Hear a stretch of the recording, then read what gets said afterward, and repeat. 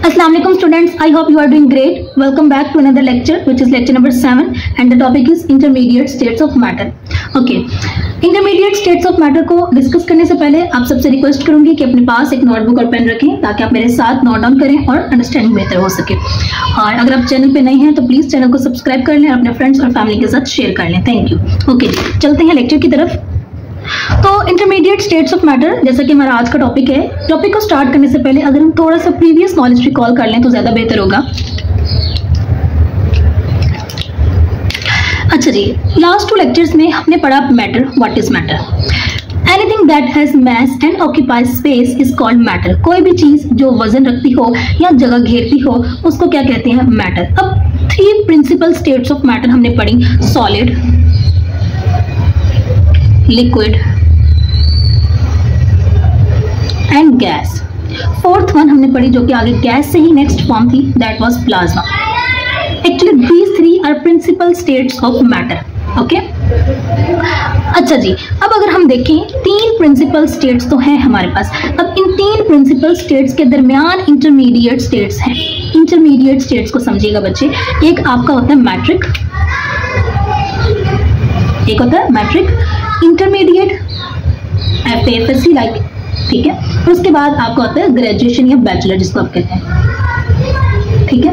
अच्छा, inter level में क्या होता है कि इसमें कुछ प्रॉपर्टीज समहाउ मैट्रिक की और कुछ ये उस पर्सन को प्रिपेयर कर रहा होता है हायर स्टडीज के लिए, ग्रेजुएशन के लिए, ठीक है। मतलब ये कि जो इंटर का मतलब क्या होगा कि ऐसी दरमियानी हालत जिसमें अपनी अगली और अपनी पिछली दोनों हालतों की कुछ कुछ प्रॉपर्टीज होंगी। क्लियर है बच्चे, समझ आ रही है? अच्छा जी, अब देखें आपके पास सॉलिड जैसे एक आइस है, तो आइस को जब मेल्ट किया जाता है हाई टेम्परेचर पे, जिस तरह से भी मेल्ट करने पे वो किस में जाती है? लिक्विड में, ठीक है। अब सॉलिड और लिक्विड, उसका सॉलिड से लिक्विड जाने में उसके दरमियान में एक स्टेट एग्जिस्ट करेगी जिसको हम क्या कहेंगे? Liquid crystal. क्या कहेंगे बच्चे? मेरे साथ साथ आपने नोट डाउन करना है ताकि आपका बहुत बेहतर हो सके। और ये टॉपिक न्यू है आपकी क्लास में, बिल्कुल न्यू, ठीक है। एक नया टॉपिक इस सब्जेक्ट में यहाँ पे इंट्रोड्यूस करवाया गया, लिक्विड क्रिस्टल। ओके, उसके बाद अगर हम बात कर लें गैस से लिक्विड में जाते हुए, ठीक है, अगर आप गैस को हाई प्रेशर या हाई टेम्परेचर दो, क्या दो? हाई प्रेशर या हाई टेम्परेचर दो, मतलब ये कि गैस को कंप्रेस करो तो ना तो वो गैस रह जाता है ना ही पूरी तरह से भी लिक्विड बनता है, ठीक है। क्या है? ना तो वो पूरी तरह से गैस रहता है और ना ही पूरी तरह से लिक्विड बनता है। और ये इंटरमीडिएट स्टेट क्या कहलाती है? Super critical fluid. समझे बच्चे? इन्हें क्लियर है? ओके जी, अब आपको मैंने ये समझा दिया कि ये 3 स्टेट्स, 2 स्टेट्स आ कैसी रहेंगे। एक और 3rd वन हमारे पास है ग्रेफीन, ठीक है। वो इनसे नहीं है, वो एक सेपरेट स्टेट है वो इंटरमीडिएट स्टेट ही। क्लियर है? यहाँ तक आप लोग समझिएगा। 3 प्रिंसिपल स्टेट्स हैं हमारे पास, solid, liquid and gas. These are 3 principal states. Plasma is also a form of gas. Gas ही जब हाईली आयोनाइज होती है तो वहां पे क्या होती है? हमारे पास प्लाज्मा होती है, ठीक है। अब हमारे पास आ जाती है इंटरमीडिएट स्टेट्स। सॉलिड को लिक्विड में जब कन्वर्ट कर रहे हो तो इनके दरमियान में एक स्टेट एग्जिस्ट करती है विच कॉल्ड एज लिक्विड क्रिस्टल। और जब आप गैस को हाई प्रेशर या हाई टेम्परेचर दें और उसको कंप्रेस करें तो वो एक ऐसे स्टेट में चले जाती है जिसको हम क्या कहते हैं? Super critical fluid. क्लियर है? चलें जी, अब नेक्स्ट हम इनकी डिटेल पे आते हैं। ओके जी, सबसे पहले हम पढ़ने जा रहे हैं जी सुपर क्रिटिकल फ्लूइड।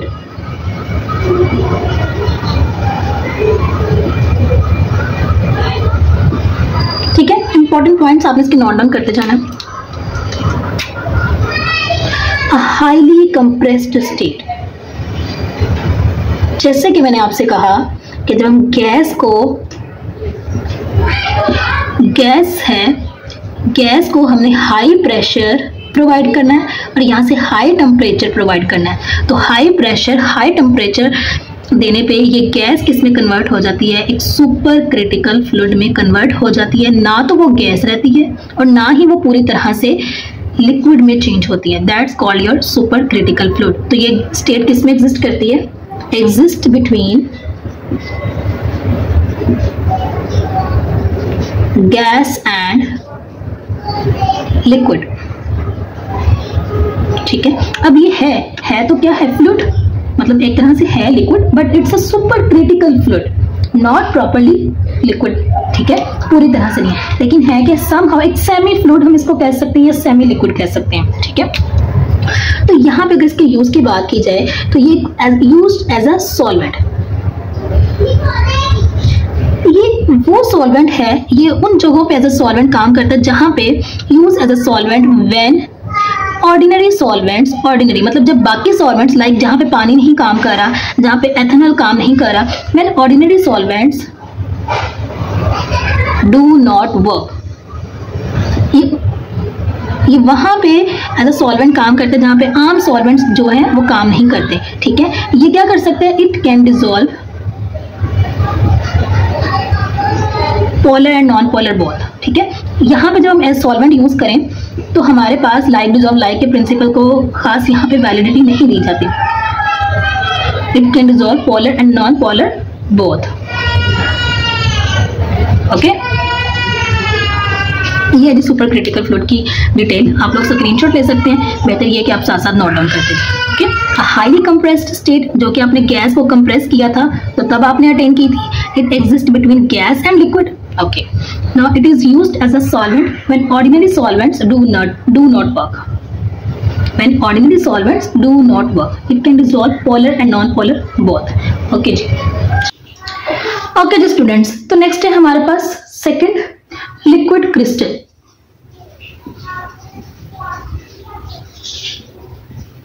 अब अगर देखें तो क्या क्रिस्टल गैस के बनते हैं, किसी लिक्विड के बनते हैं? क्रिस्टल यूजुअली अगर कहा जाए तो आप अपने नमक को देख लें घर में तो वो क्रिस्टलाइन शेप में है, तो नमक के लिक्विड है या गैस है? No, that is solid. तो क्रिस्टल हमेशा एक सॉलिड के होते हैं और यहाँ पे एक लिक्विड क्रिस्टल की बात की गई, तो दैट्स मीन कि सॉलिड और लिक्विड के दरमियान की एक स्टेट होगी जिसे हम क्या कहेंगे, लिक्विड क्रिस्टल। क्या कहेंगे, liquid crystal. It means exist between solid and liquid, मतलब ये जो आम लिक्विड और एक सॉलिड, सॉलिड कैसा हो जाएगा, क्रिस्टलाइन सॉलिड, तो उसके दरमियान की स्टेट होगी जिसको हम क्या कहेंगे, लिक्विड क्रिस्टल। मतलब दो तरह के सॉलिड्स होते हैं, सॉलिड्स की दो तरह से अगर उनकी बात की जाए ज्योमेट्री वगैरह के बेसिस पे, तो सॉलिड्स आर अमोर्फस और क्रिस्टलाइन। अमोर्फस सॉलिड्स वो सॉलिड्स हैं जिनकी कोई शेप नहीं है, नो शेप, क्या है, no shape, but these are in shape. मतलब लाइक अगर आप कंपेयर कर लें अपनी रबर को, तो रबर को किसी भी शेप में हम कर सकते हैं कन्वर्ट, और अगर हम क्रिस्टलाइन सॉलिड की बात करें लाइक NaCl, लाइक शुगर, तो इनका एक पर्टिकुलर स्ट्रक्चर है, एक 3 डायमेंशनल एक क्रिस्टलाइन स्ट्रक्चर है, ठीक है। क्रिस्टलाइन सॉलिड में अगर हम बात करें NaCl की या ग्लूकोज की, तो इनके एक प्रॉपर शेप्स हैं, okay, as compare to rubber और प्लास्टिक, ओके। नाउ अगर हम इनके यूज की बात करें, यूज पे आ जाएं,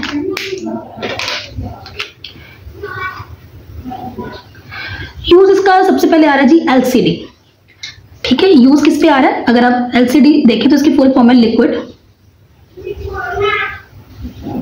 क्रिस्टल डिस्प्ले। अच्छा, अब ये जो आजकल LCD से एक एडवांस टेक्नोलॉजी हमारे पास आ गई है LED। LED क्या है, LED थोड़ी सी उससे बेहतर रेजोल्यूशन के साथ आ गई है, ठीक है। उसको कहते हैं लाइट इमिटिंग डायोड। क्या कहते हैं जी, लाइट इमिटिंग डायोड। अब लिक्विड क्रिस्टल डिस्प्ले में हम इनका यूज देख लें, लिक्विड क्रिस्टल्स का, तो हमारे पास आपके डिजिटल वॉचेस हैं, डिजिटल वॉचेस, तो वहां पे उनकी जब आप स्क्रीन को टच करते हैं तो वो डिस्प्ले के लिए जो यूज हो रहा है वो क्या है, लिक्विड क्रिस्टल यूज हो रहा है। उसके बाद आपके जितने भी नेविगेशन सिस्टम्स हैं, नेविगेशन सिस्टम्स में भी जो आपको डायरेक्शन बताते हैं, नेविगेशन सिस्टम्स, वो आपको नॉर्थ साउथ ईस्ट वेस्ट के पोल्स बताते हैं किस साइड पे आपने जाना है, ठीक है। आपके मोबाइल पे जो आपका नेविगेशन सिस्टम यूज हो रहा है, उसके बाद आपके कैलकुलेटर्स की स्क्रीन में, ये सब जगहों पे आपके क्या यूज हो रहे हैं, लिक्विड क्रिस्टल यूज हो रहा है, ठीक है। तो ये तो दो स्टेट्स बहुत सिंपल थी, बहुत आसान थी, कोई ऐसा जिनमें मुश्किल नहीं थी। आपको शॉर्ट क्वेश्चन में भी आ सकते हैं बच्चे और लॉन्ग क्वेश्चन में भी आ सकते हैं, right a not on intermediate states of matter. तो 2 तो हमने डिस्कस कर ली हैं, तो चलिए आए थर्ड वन भी डिस्कस करते हैं, ठीक है। इसी तरह से आपने लिखना है, आपने इनकी डेफिनेशन यही है इनकी, it exist between solid and liquid. Solid आपके पास कौन सा है, क्रिस्टलाइन सॉलिड है, लिक्विड आपका आम कन्वेंशनल जो भी लिक्विड हो सकता है, ठीक है। अब दूसरा इनके यूज मैंने बता दिया, एलसीडी लिक्विड क्रिस्टल डिस्प्ले और एलईडी लाइट इमिटिंग डायोड, ठीक है। अब एलईडी क्या है, थोड़ी हाई रेजोल्यूशन के साथ है, क्या है जी, हाई रेजोल्यूशन, मतलब अच्छा इमेज हमें देती है, ओके। अगर हम देखें तो एलसीडी से पहले हमारे पास टीवीज यूज हो रहे थे, कलर टीवीज यूज हो रहे थे, तो अगर कलर टीवी से पहले बात कर ली जाए तो वो black and white TV use हो रहा था। तो with the time advancement in technology हमारे पास चीजें चेंज हो रही हैं, ठीक है। तो इस तरह से इस तरह से चेंज आ रहा है हमारी टेक्नोलॉजी में। तो चलिए आज हम थर्ड वन को डिस्कस करते हैं। ओके जी स्टूडेंट्स, तो अब हमारे पास थर्ड टाइप है ग्रेफीन। ग्रेफीन के बारे में अब हम पढ़ते हैं। ग्रेफीन बहुत इंपॉर्टेंट टाइप है, तो आप लोग प्लीज इसके साथ साथ डिटेल नोट डाउन करते जाएं। आप लोग के पास इसका बैकग्राउंड नॉलेज बिल्कुल भी नहीं है, जो बताना है मैंने अभी बताना है, ओके। सो आप लोग इसको केयरफुली होकर अंडरस्टैंड करें। ग्रेफीन ये भी क्रिस्टल है, it is a 2 dimensional crystal. आप लिखते जाइए,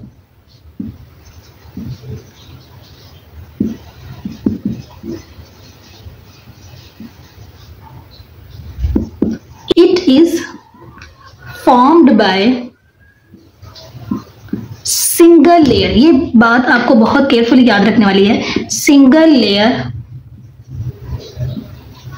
ऑफ कार्बन एटम्स। ये किससे मिलकर बना है, कार्बन एटम्स। किनसे मिलकर बना है, कार्बन एटम से। कार्बन एटम्स अरेंज्ड, वो किस तरह से अरेंज्ड होंगे, अब क्रिस्टल है तो दैट्स मीन कि क्रिस्टल के अंदर प्रॉपर अरेंजमेंट होंगी। Arranged in a hexagonal pattern like a honeycomb। मैं आपको ये भी डिटेल समझाती हूँ, आप नहीं समझना। अच्छा, लाइक अगर आप लोग देखें तो ये एक सरफेस है जिसपे समझे कि कार्बन एटम्स यूं खुद से अरेंज हो गए हैं, ठीक है। अब हेक्सागोनल पैटर्न है तो इसका मतलब इसमें 6 कार्बन होंगे, हेक्सा मीन 6, ठीक है। अब ये 6 कार्बन एटम्स इन्होंने हेक्सागोनल पैटर्न में अरेंजमेंट की है, वो कुछ यूं होगी, मतलब 6 कॉर्नर्स बनाएंगे, 1 1 2 1 2 3 4 5 6 कार्बन अरेंज हो गए और सिंगल लेयर है कार्बन की हर जगह पे, ऐसे है। अब आप देखिएगा ये क्या करेंगे, खुद को सिंगल लेयर में अरेंज करते जाएंगे, क्योंकि क्रिस्टल है तो क्रिस्टल में 1 मॉलिक्यूल तो नहीं होगा। अब देखिए ये खुद से अरेंज करते जाएंगे, यहां से ऐसे ऐसे, ओके। ये इसी तरह से क्या होंगे, अरेंज होते जाएंगे। अब आप देखें, कभी आपने शहद की मक्खी का छत्ता देखा, ठीक है, तो आप उसके कॉम्ब को भी जब देखेंगे तो वो भी कुछ इसी पैटर्न में नजर आता है। सो इस वजह से इसको क्या कहा जाता है, लाइक अ हनीकॉम्ब, ओके। इसी तरह से ये आगे चलता जाएगा इसका स्ट्रक्चर, क्लियर है। अच्छा जी, अब ये सिंगल लेयर है तो इसका मतलब इसको कहा जा सकता है ये थिन है, मतलब अगर हम इसकी थिकनेस की बात की जाए, इसकी मोटाई की बात की जाए तो वो ये 1 एटम थिक है। इसके अंदर कितनी मोटाई है जी, इसको बनाने के लिए एक एटम ही अरेंज हुआ है, तो इट्स मीन इसकी थिकनेस कितनी है, 1 एटम। तो फिर ओवरऑल हम इसको बहुत बारीक, बहुत थिन कंसिडर करेंगे, क्लियर है। ये बहुत ज्यादा क्या है, थिन है। अब थिन होने के साथ साथ ये क्या है, ये फ्लेक्सिबल भी है। क्या है, फ्लेक्सिबल है, क्योंकि इसके पैटर्न को, अब हनीकॉम्ब का ये पैटर्न है, थिन है, बहुत बारीक है, इसको क्या कर सकेंगे, किसी भी शेप में हम क्या कर सकेंगे, मोल्ड कर सकेंगे। लाइक अगर अपने पेपर को हाथ में रखो तो पेपर को किसी भी तरह से आप शेप कर सकते हो, थिन है और साथ में क्या है, फ्लेक्सिबल है। चलिए जी, अब हम इसकी ना प्रॉपर्टीज को एक एक करके लिस्ट डाउन करते हैं, तो वो आपने भी लिखनी है मेरे साथ। हम कह सकते हैं it is thin, it is light weight, क्योंकि एक एटम ही है तो ये लाइट वेट है। थिन होने की वजह से इट इज फ्लेक्सिबल, क्या है, फ्लेक्सिबल है। अब अगर की बात की जाए, ये थिन भी है, लाइट वेट भी है, फ्लेक्सिबल भी है, लेकिन उन सब चीजों के बावजूद but it is very strong. क्या है, ये बहुत स्ट्रॉन्ग है। अगर इसकी स्ट्रॉन्गनेस की बात की जाए तो it is 200 times more strong than steel, iron. समझे, स्टील में क्या होता है, आयरन होता है ना। देखें ये मैं हनीकॉम्ब का पैटर्न अगेन ड्रॉ कर रही हूं यहां पे,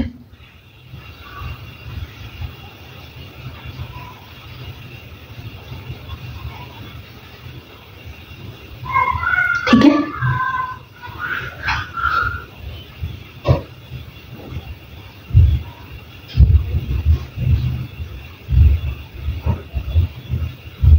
ये पैटर्न इसी तरह से चलता जाएगा बच्चे।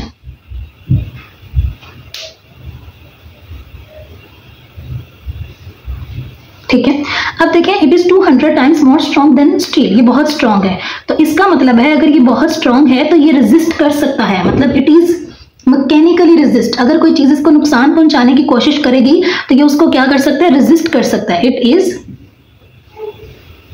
मैकेनिकली रेजिस्टेबल, क्या कर सकता है, रेजिस्ट कर सकता है किसी भी एक्सटर्नल चीज के अगेंस्ट। क्लियर है स्टूडेंट्स आप लोगों को। अब ये स्ट्रॉन्ग है, स्ट्रॉन्ग होने की वजह से क्या कर सकता है, मैकेनिकली रेजिस्ट कर सकता है। ओके, अच्छा जी, फ्लेक्सिबल समझ आ गया, लाइट वेट समझ आ गया, थिन समझ आ गया आप लोगों को, उसके साथ स्ट्रॉन्गनेस और रेजिस्टेबल। ओके, अब इसकी प्रॉपर्टी है, अच्छा जी, अब इसकी प्रॉपर्टी है इट कंडक्ट्स heat and